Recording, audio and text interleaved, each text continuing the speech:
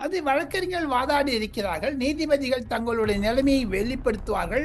தங்களுடைய நீதி அரசர்கள் தங்களுடைய குறிப்பில் இதை எடுத்துக்கொள்வார்கள் என்று தான் பல வழக்கறிஞர்கள் எதிர்பார்க்கிறார்கள். இருந்தாலும் அந்த நீதிபதிகள் இதை ஒதுக்கி தள்ள முடியும். காரணம், ஒரு சோசியல் மீடியாவில் வரக்கூடிய சில கருத்துக்கள் எல்லாம் வதந்திகள், காசிப் என்று ஒதுங்கி போனாலும் கரூர் சம்பவம் விஜய் வர்சஸ் செந்தில் பாலாஜி என்ற நிலைக்கு வந்துவிட்டது. சிவா,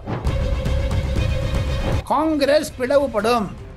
ஒரு சிலர் காங்கிரஸ்காரர்கள் விஜயை பாதரிக்கிறார்கள், விஜய் பக்கம் ஓட்டு இருக்கிறது என்று. அதுக்கு எந்த கான்ட்ராக்ட் வந்தாலும் சில காங்கிரஸ் முக்கிய தலைவர்கள் எடுத்துக்கொண்டு சென்று விடுகிறார்கள். அதையும் தவிர சில பேர் இப்ப மௌனியாகி விட்டார்கள். காங்கிரஸில் திமுகவிற்கு ஆதரவு செய்தவர்கள். தமிழக வெற்றி கழகம் வளர்ச்சி அடைய வேண்டும் என்றால் அதிர்ச்சி மூலமாகத்தான் வளர்ச்சி பெற வேண்டும் என்பதனால் தன்னுடைய முதலமைச்சருடைய ஒரு கனவை 2031க்கு தள்ளி கொண்டு போய்விட்டார் என்று தான் தெரிய முடிகிறது. சிவா, திமுக எங்கெங்கெல்லாம் பாதிக்கப்படுகிறதோ அங்கெல்லாம் தமிழக போலீசார்கள் நன்றாக கடமை செய்தார்கள் என்ற வர்ணனை கொடுப்பார்கள். எங்கெங்க திமுக, உதாரணத்துக்கு சொல்லுகிறேன், செந்தில் பாலாஜி வர்சஸ் விஜய், உதயநிதி வர்சஸ் விஜய் என்று வந்த ஒரு கட்டமைப்பு வந்துச்சுன்னா அப்ப அவங்க எல்லாம் ஹைகோர்ட்டோட நின்றுருவாங்க. நீங்க பேசின நம்பிக்கை, துதிக்கை, கை இருக்கிறதா இல்லையான்னு ஏன் உதயநிதி ஸ்டாலின் பேசி விட்டுருக்காரு? காரணம் என்ன என்று கேட்டால், கார்த்திக் சிதம்பரம் போன்றவர்கள் எல்லாம் ஆதவ் அர்ஜுனா ராகுல் காந்தியை சந்திக்க இருக்கிறார் டெல்லியில் என்ற செய்தி கிடைத்தவுடன் திமுகவில் ஒரு பரபரப்பு ஏற்படுத்திவிட்டது.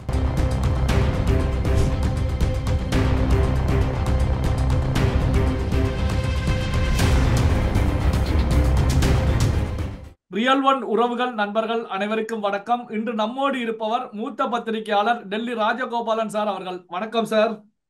நமஸ்காரம், நமஸ்காரம், நமஸ்காரம். இப்போ விஜய் அவர்களை பொறுத்த வரைக்கும் சுப்ரீம் கோர்ட்ல ஒரு பாசிட்டிவான நிலை ஏற்பட்ட பிறகு இப்போ கரூருக்கு செல்றாங்க. இது ஒரு எழுச்சியை உருவாக்குமா சார்? கண்டிப்பாக, கண்டிப்பாக. பொதுமக்கள் விஜயனுடைய தரப்பை கேட்க ஆசைப்படுகிறார்கள். எதனால் தனக்கு காலதாமதமானது, எதற்காக ஒரு போலீஸ் ஆபீசர் சொன்னாலும் நீங்க போகாதீங்கன்னு அது இப்போ சுப்ரீம் கோர்ட்ல அவுத்து விட்டுருக்காங்க மெதுவா.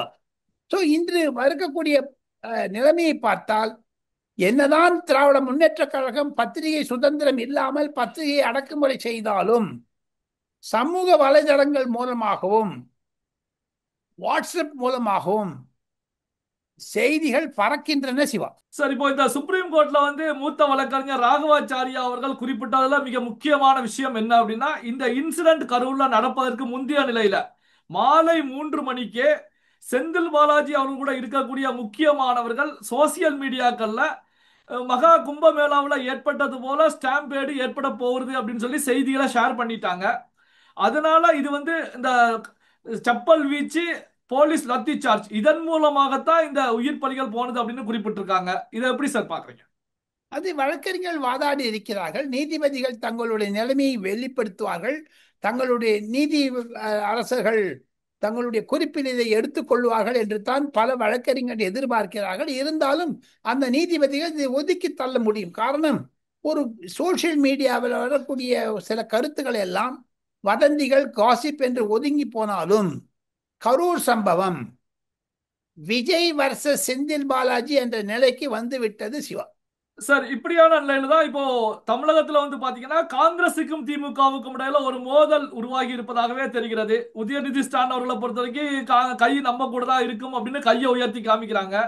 திண்டுக்கல் பெரியசாமி அவர்களை பொறுத்த வரைக்கும் ஜோதிமணி எம்பி இருக்கும் போதே ஒரு ஃபங்க்ஷன்ல பேசும்போது பணக்காரர்களுடைய திருமணங்களுக்கு, நிகழ்ச்சிகளுக்கு தான் காங்கிரஸ் தலைவர்கள் வருவாங்க அப்படிங்கிற விமர்சனத்தை முன்வைக்கிறாங்க. அதே நேரத்தில் இது குறித்து கார்த்தி சிதம்பரம் அவர்களிடத்துல கேட்கும் போது குப்பைகளுடைய பேச்சு அது அப்படின்னு சொல்லி ஒரு அதிரடியான கருத்தை முன்வைக்கிறாங்க. இதை எப்படி சார் பாக்குறீங்க? காங்கிரஸில் இருக்கக்கூடிய குழப்பம் ஏற்கனவே நாம் ஒரு இரு வீடியோக்களுக்கு முன்னதாக நான் தான் முதலில் திருச்சி நம்ம நிலைமைகள் எல்லாம் புரிந்து கொண்டு ரியல் ஒன் நேயர்களுக்கு, நெல்லை சிவாக்கு நான் தான் முதலில் தெரிவித்தேன். தங்களுக்கு ஞாபகம் இருக்கும், காங்கிரஸ் பிளவுபடும். ஒரு சிலர் காங்கிரஸ்காரர்கள் விஜயை பாதரிக்கிறார்கள், விஜய் பக்கம் ஓட்டு இருக்கிறது என்று.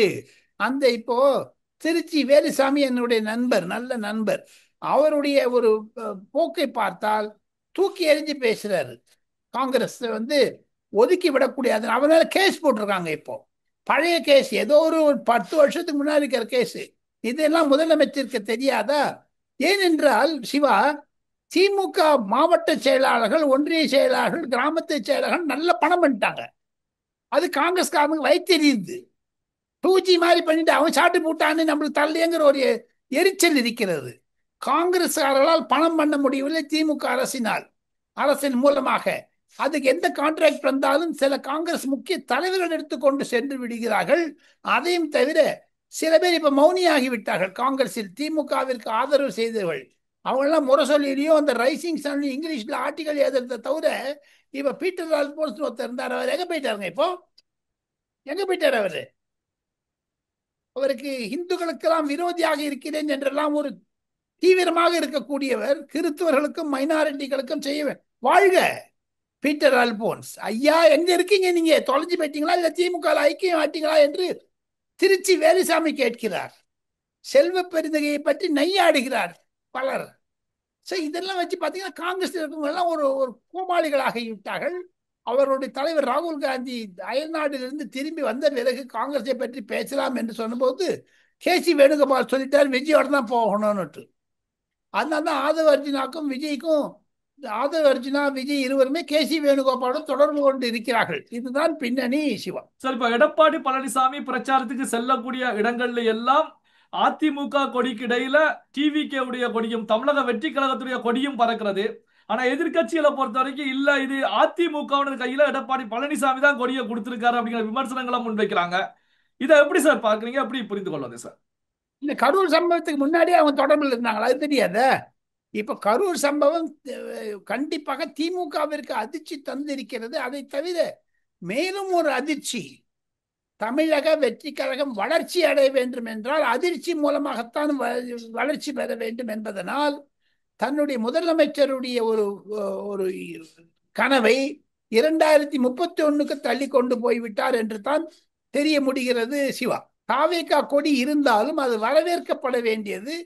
பொதுமக்களிடையே விஜய்க்கு இருக்கக்கூடிய ஒரு பாராட்டுதல்கள், விஜய்க்கு இருக்கக்கூடிய அனுதாபங்கள் அதிகமாகிவிட்டது. விஜய் தமிழகத்தில் இருக்கக்கூடிய இளம் வாக்காளர்களை கவர்ந்து விட்டார்.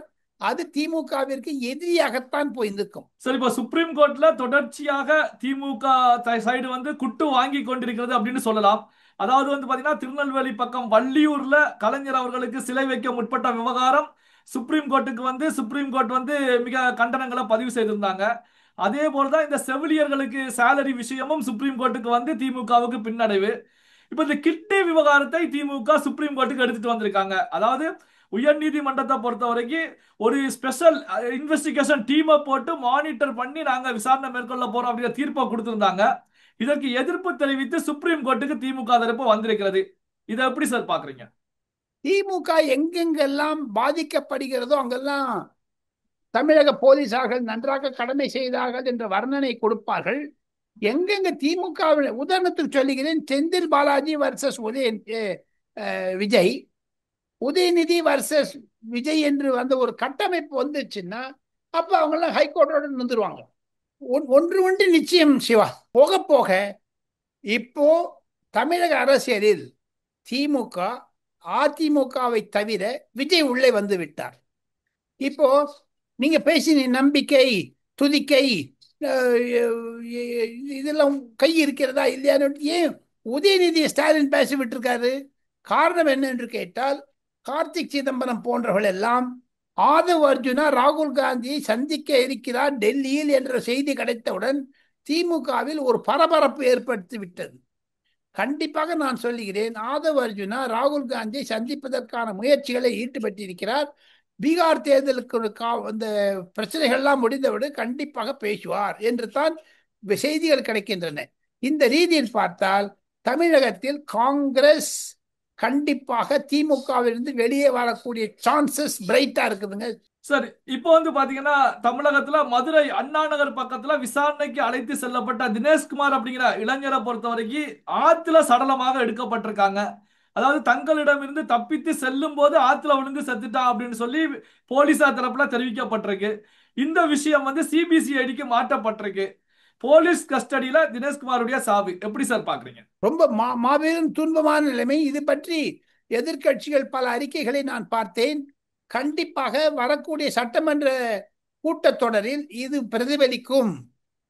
நதிகளில் சடலங்கள் மிதக்கிறது என்றால் தமிழகத்தில் சட்ட ஒழுங்கு பிரச்சனை இல்லை என்பதைத்தான் தெரிகிறது. சிவா சார், எப்பவுமே நம்முடைய வாசகர்களுக்கு இறுதியில ஒரு அப்டேட் கொடுப்பீங்க. அந்த ஹாட் நியூஸுக்காகவே நம்முடைய வாசகர்கள் காத்துக்கிட்டு இருப்பாங்க. இந்த வீடியோவில் நீங்க கொடுக்கக்கூடிய அந்த அப்டேட் என்ன சார்? நாளை 12ஆம் தேதி மதுரையில் நைனா நாகேந்திரனுடைய விழாவில் நடைபயணத்தை ஆரம்பிக்கிறார். நிர்மலா சீதாராமன் வர இருக்கிறார். நிர்மலா சீதாராமனுக்கு பிரதமர் ஒரு சிறப்பு செய்தியை தந்திருக்கிறார். அமித்ஷா ஒரு சிறப்பு செய்தியை தந்திருக்கிறார். கண்டிப்பாக எடப்பாடி பழனிசாமியுடன் நிர்மலா சீதாராமன் 1 மணி நேரம் தனியாக பேச இருக்கிறார்கள் நைனா நாகேந்திரனுடன் என்பதுதான் சிறப்பு செய்தி. சிவா, பல்வேறு முக்கியமான தகவல்களை நம்முடைய உறவுகளுடன் பகிர்ந்து கொண்டதற்கு நன்றி சார். நன்றி. தேங்க்யூ.